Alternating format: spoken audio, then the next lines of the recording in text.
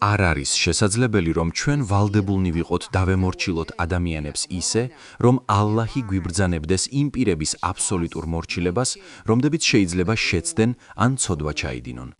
ეს შეუძლებელია. ამის მნიშვნელობა ისაა, რომ ისინი უმცოდველნი არიან. თუ ისინი უმცოდველნი არ იყვნენ, ალლაჰი არ გვიბრძანებდა მათ მიმართ აბსოლუტურ მორჩილებას. ასევე, მუჰამმედი უმცოდველია. წინასწარმეტყველი და იმამები უმცოდველნი არიან. წმინდა ყურანში ღმერთი გვიბრძანებს: დაემორჩილეთ ალლაჰს, დაემორჩილეთ მოციქულს და თქვენგან მმართველებს. ეს აბსოლუტური ბრძანება მიუთითებს იმაზე, რომ ისინი უმცოდველნი არიან. ერთხელ მიყვებოდნენ ამბავს. ორი ადამიანი საუბრობდა. ერთს ჰქონდა რწმენა, რომ წინასწარმეტყველი შეცდომებს უშვებს. მას კითხეს: წინასწარმეტყველი შეცდომებს უშვებს?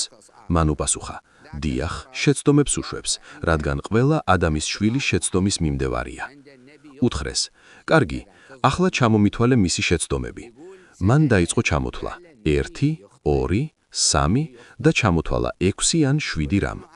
შემდეგ კითხეს: კარგი, ომარი და აბუ ბაქრი, ისინიც ხომ შეცდომებს უშვებდნენ?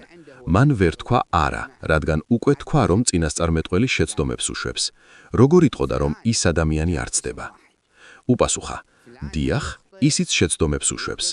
უთხრეს: კარგი, ახლა მისი ზოგიერთი შეცდომა ჩამომითვალე. მან დაიწყო ფიქრი და ვერ უპასუხა.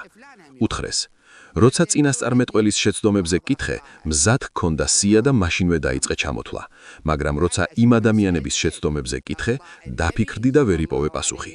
ეს ნიშნავს, რომ ადამიანს უნდა გარკვეული პიროვნებები, თუნდაც კარგი ადამიანები, წინასწარმეტყველზე წინ დააყენოს, რაც არანაირ აზრს არ აქვს. ყოველ შემთხვევაში ეს არის სამართლებრივი აიათებიდან ერთ-ერთი. დაემორჩილეთ, ეს ბრძანებაა და მიუთითებს ულ ამრის, მმართველთა უმცოდველობაზე. ამიგად, იმამები არიან ჩვენი ულ ამრი. ისინი უმცოდველნი არიან და მათი სიტყვა, ქმედება და დუმილით დადასტურება არის ჰუჯჯა, დამამტკიცებელი არგუმენტი. და ალლაჰის კურთხევა იყოს მუჰამადსა და მის ოჯახზე.